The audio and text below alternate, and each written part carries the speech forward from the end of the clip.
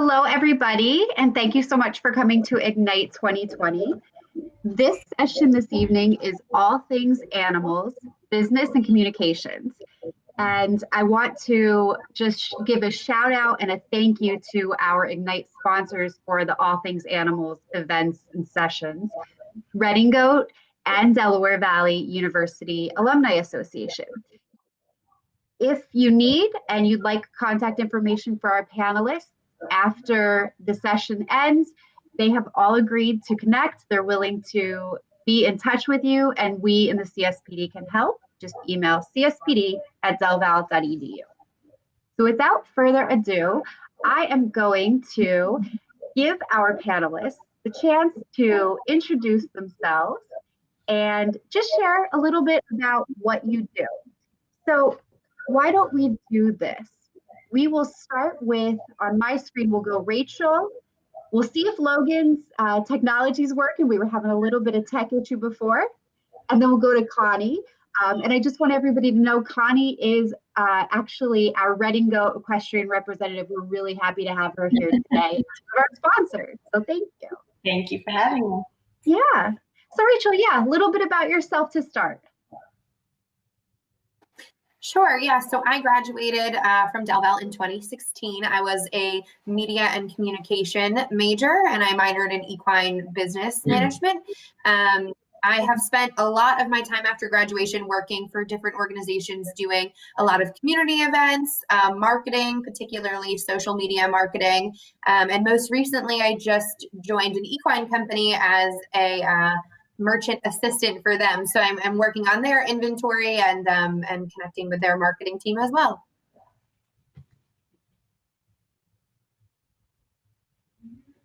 Logan, let's see if it works for you. All right, can you hear me? We're good. All right, thank you. So I'm Logan Hall. I graduated Del Val in 2014. I currently am working as an extension educator for the Pennsylvania 4-H program through Penn State University. And I am based out of the Chester County office. Our office is actually located in West Chester, not far at all from the university. And previously to my time in Chester County, I served as the 4-H extension educator out of the Cumberland County office. And prior to that, I actually had the honor of working in Harrisburg at the Pennsylvania Department of Agriculture in their communications office under two administrations. I was very fortunate to start under the Corbett administration and then as well as under the Wolf administration. Go ahead, Connie. Wow, that's great.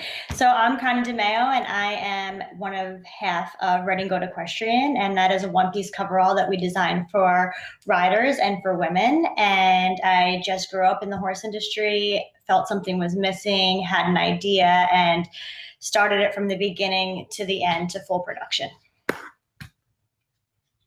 Wonderful, thank you.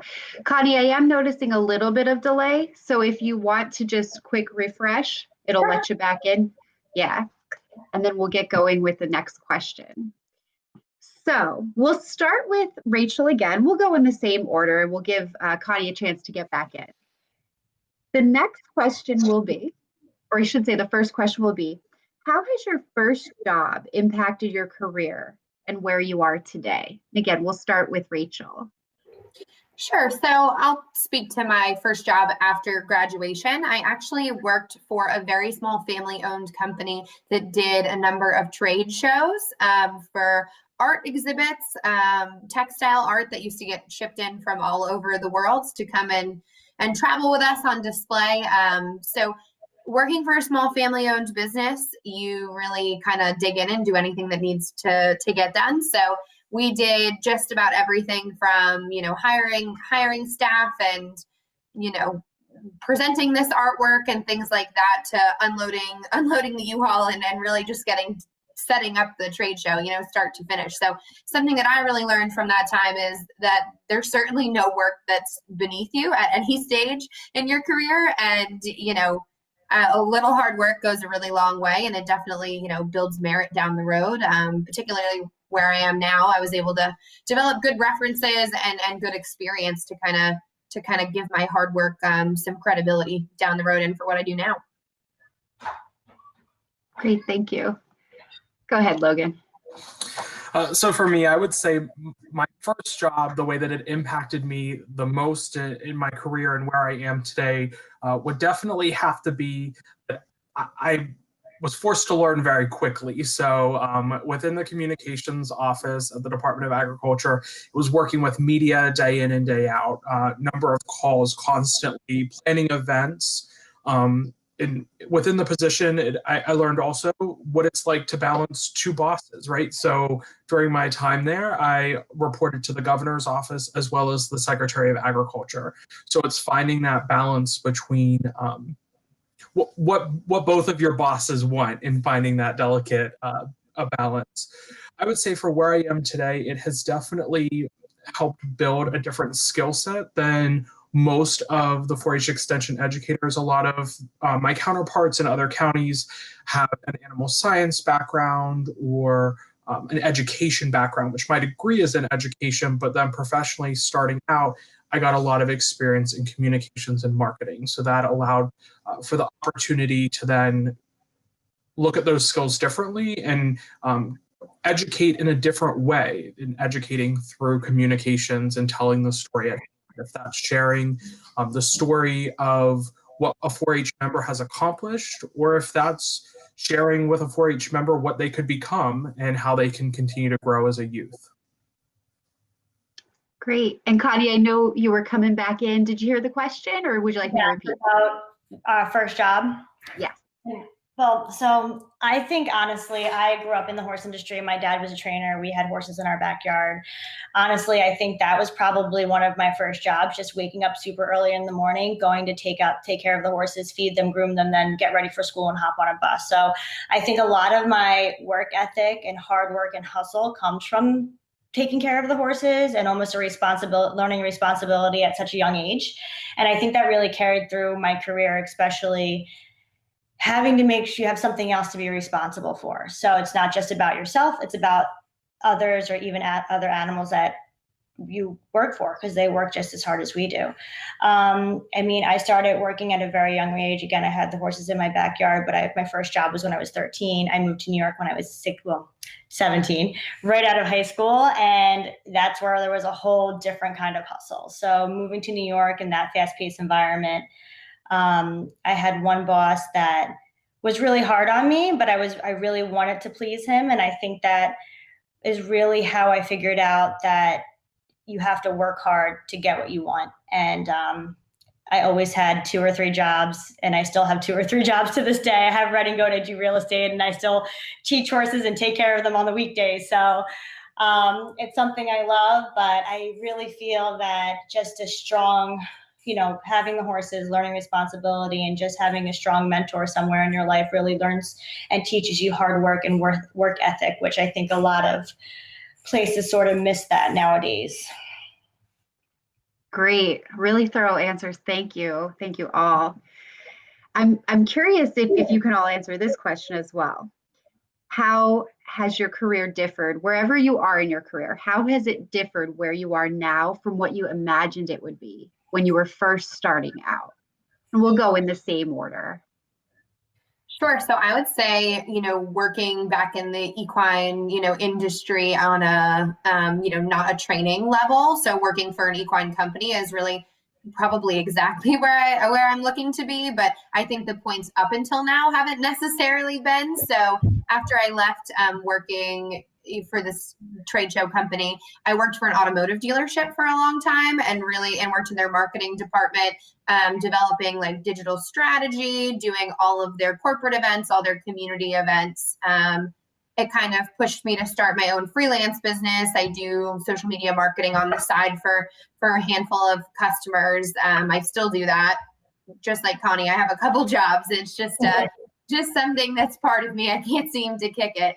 And then, after that, I went and worked for Clemens Food Group on their corporate communications team, which is in the pork industry. They're a pork producer. So I think, it's kind of taken these different jobs to learn what I like in a position and maybe what's not for me. And through this position at Schneider's that I've just started, I'm hoping to combine, all of those interests. So I think sometimes the road to get you where you want to go isn't always, clear, but you just have to keep taking opportunities and figuring out what you like and maybe what's not a good fit for you. So a lot of that I will echo in regards to the taking the different paths. And I'm actually going to go the whole way back when we talk about starting careers and my start in college. So I understand that some of you may be freshmen on here. And I actually changed my major 3 times from the time I got accepted until the time I got onto campus. And a piece of that was not necessarily knowing what I wanted to do or what degree I needed. So when I started college, I wanted to work in extension and I wanted to be a 4-H educator. Then I had an internship my senior year of college. I guess I should say it was my junior summer going into senior year. I had an internship, and that was with the Department of Agriculture in their communications office. And it was pure luck that all of a sudden I was like, what is this? I can educate and I can just communicate and market an industry that I'm so passionate about, and working with the producers, the growers, and the commodity representatives.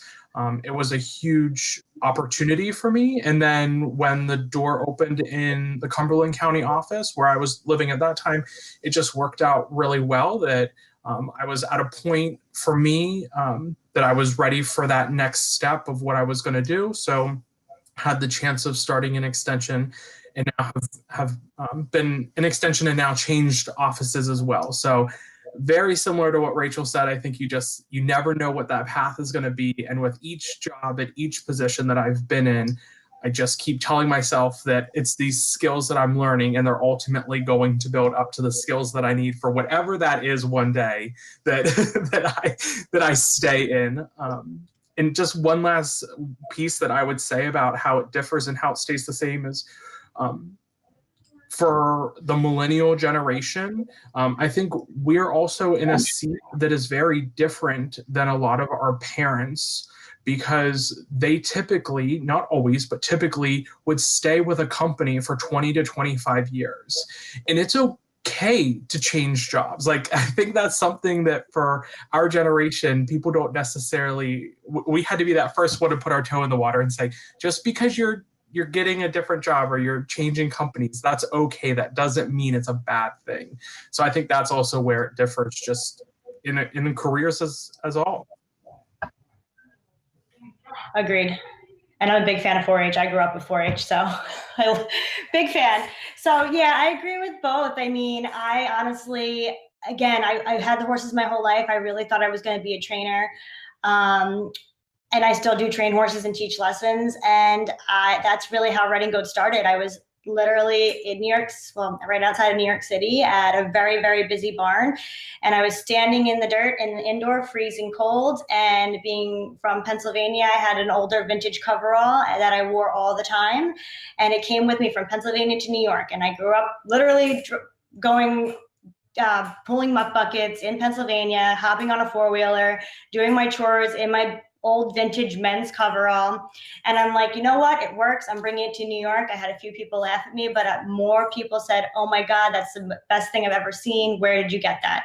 I literally picked it up at a yard sale. And I went home one day and I spoke to my fiance at the time, my husband now. And I said, I think I have this idea. I'm like, I think I need to sort of take this coverall and reinvent it for riders and for women. And he's like, all right, go ahead. So I took my vintage coverall. I went around all New York City to all these different designers and really couldn't find anything. And thank God, one of my friends that we used to go on double dates with all the time, she has a big fashion background. So I was talking to her about my ideas one day, and that's how Red and Goat was born. But it's funny because in the horse world, I always, even with the kids that I used to teach, they either wanted to be a trainer, a horse trainer, or an instructor.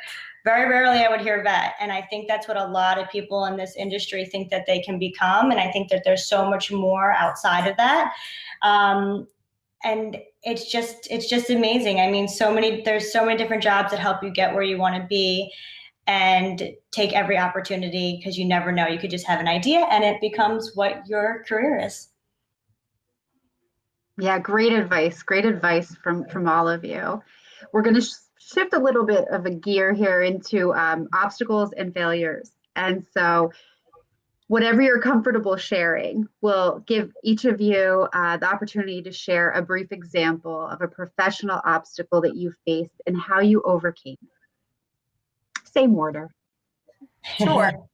So I would say that I worked, previously at Clemens Food Group, which I had mentioned is in the pork production industry. So we have a production line, and being on their corporate communications team during COVID, and I hadn't started too long before COVID, I really had to kind of learn by fire. Logan had mentioned this a little bit, but you really learn by fire. So I think for me, a big challenge is, we needed our team to come to work, and we're doing everything we could to make it as safe as possible. But I think it's certainly it's a moral challenge to figure out, how can you present the information to your team members, saying it's safe, but we don't know any more than you do about this, very challenging and scary, COVID disease that's going around. So I think for me, that was probably professionally one of the most challenging things I've ever had to do. These people, they're worried, they live with older people, but trying to, communicate that we're doing everything we can, but we can't promise you anything was certainly probably one of the biggest challenges I've ever faced. Professionally and personally, to just try to communicate that to, our team members. I would say for me, there's different obstacles that have occurred along the way. And again, I've taken them in stride. You look at them as not necessarily an obstacle, but as a learning opportunity, right? So if that means a professional, personal obstacle that you had, or a professional in the workplace. And one of the professional obstacles that I would say most recently I had a shift from was going from the extension office in Cumberland County, where I was the only 4-H extension educator. I had 2 part-time program assistants and an admin assistant that had worked under me during that time in Cumberland County. Then came to Chester County. I have a counterpart, so now there's two 4-H educators, so you're working together to find this balance and how to do this new dance. My counterpart has been an educator in Chester County now for about 27 years, so also the balance of someone who has been here for a while, I'm the new person just learning what that looks like and what the dance is. And then here it was a shift of the office was set up differently in regards to admin assistants, and there was no program assistant. So just reshuffling. So even if you would go from one office or one position to the other, I'll be honest, for me, it was, I think, a mental obstacle. I assumed that because I was already doing the job in Cumberland County, that's exactly what I was going to be doing when I got to Chester County. And it's different. The members are different, right? The opportunities are different. The project that are being carried by a lot of the members are similar but different. The staff structure is different. So I think an obstacle and a way to overcome it really is just be open-minded as you're going through that obstacle, and also do as much research as you can before you would take a position, even if you're assuming that it's going to be exactly the same. If you know someone on the inside, really talk to them. Companies don't like to air out their dirty laundry, but if you can find someone that can help give you that insider view, good or bad, right? Then that just helps you know how you're going to be able to hit that opportunity head on and then overcome it. Yeah, I probably have obstacles every day, and I always think there's failure and success with each one that I deal with within Red Goat. I mean, just today we had a customer complaint that we had to do damage control on, and it's just really me and Allison that handle every single thing. We're sort of just a 2-woman show, so we handle everything from customer control, speaking to our manufacturers, our shipping. Our shipping department is in my garage. That's our shipping department right now.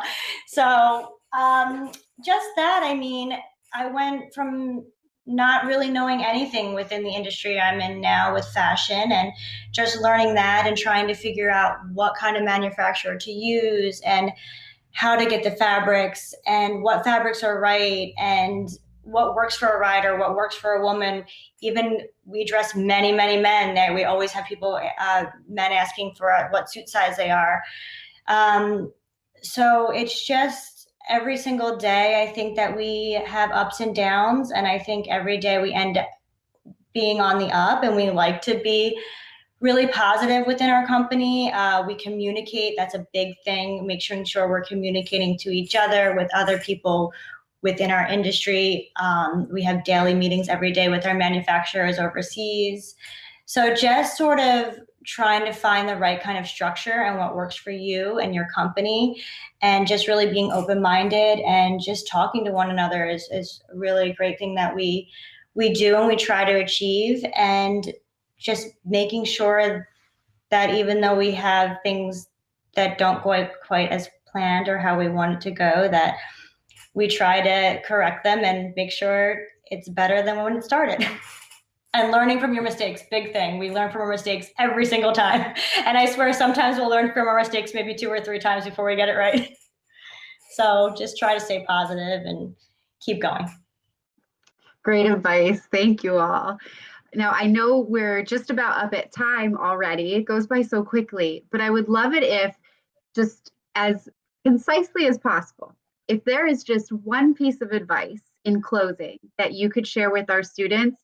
If you feel compelled to share, please do so now. I'd love for you to give that before we go to the roundtables. Sure. Yeah, I would say that, be as open as possible to different opportunities. I would, like Logan said, really explore, the path of those opportunities, but you'll get a lot more experience saying yes to things as opposed to saying no. So try as many things as possible. Don't be afraid to change jobs if it's not the right fit, and just really put yourself out there, and say yes to opportunities that come up, even if it's not what you imagined it would be. I would say, especially for a lot of you, if you are freshman, sophomore, internships, take as many internships as possible. Short internships, if they're a week long, if there's one over winter break, if there's one during the summer, if it means that you end up having to, find somewhere to live for 3 months over the summer. Like it's okay to go somewhere else and see how different companies work, so that when it is time to get that first job or that first career outside of college, you start to know some of the things in your mind. Okay, what works really well for me? What doesn't work really well? What questions should I be asking? What environment should I be looking for?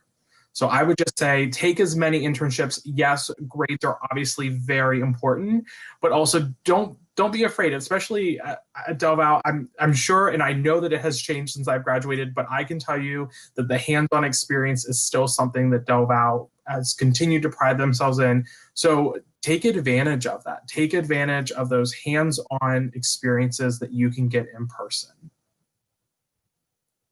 Very good. So one of my life mottos is set it, get it. And I always try to set a goal, even if it's for a day, a month, a year, 3 years down the road. I set that goal and I try to get to that goal. And if you have that mindset and you keep that positive mindset, you guys can get wherever you want in life. No idea is too small. So just go for it.